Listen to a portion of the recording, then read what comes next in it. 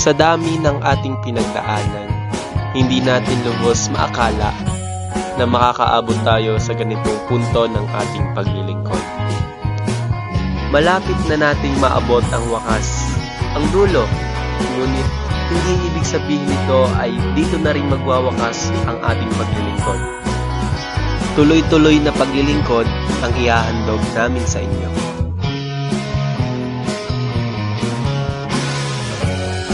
Sisimulan ko na sa simpleng pagtuturo sa kabataan.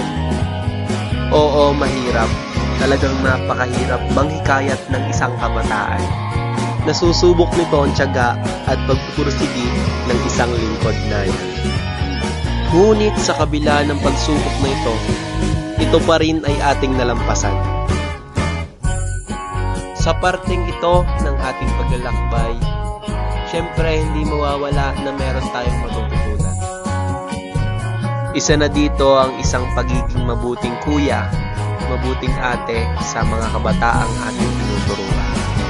Hindi mo maikakaila ang saya sa tuwing makikita mo na nakangiti sila. Nagtatawanan, nagkukulitan, at higit sa lahat, may natututunan.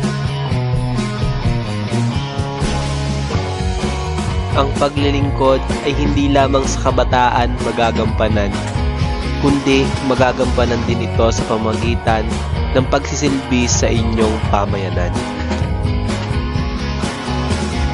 Sa simpleng paglilinis ng kapaligiran, ay masasabi mo nang ikaw ay isang naglilingkod sa pamayanan. At sa pamamagitan nito, aming natutunan ang pagiging disiplinado sa kapaligiran. Nagiging isa na rin kami sa mga nangunguna sa pagpapanatili ng kalinisan.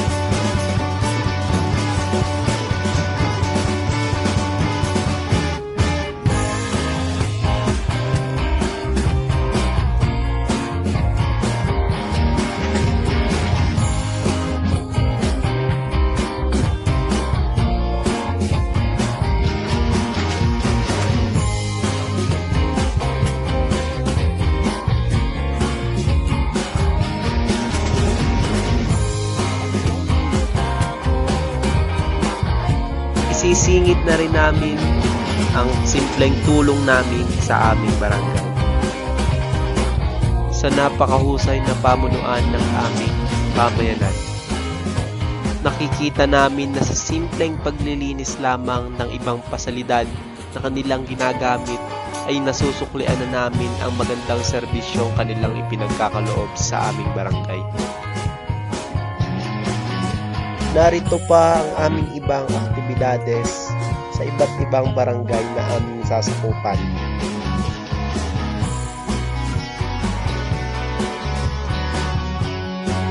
At ang pinakamahalaga sa lahat, hindi rin tayo makakalimot sa Panginoong lumikha ng lahat. Pinipilit nating makadalo sa gawaing pangsimbahan.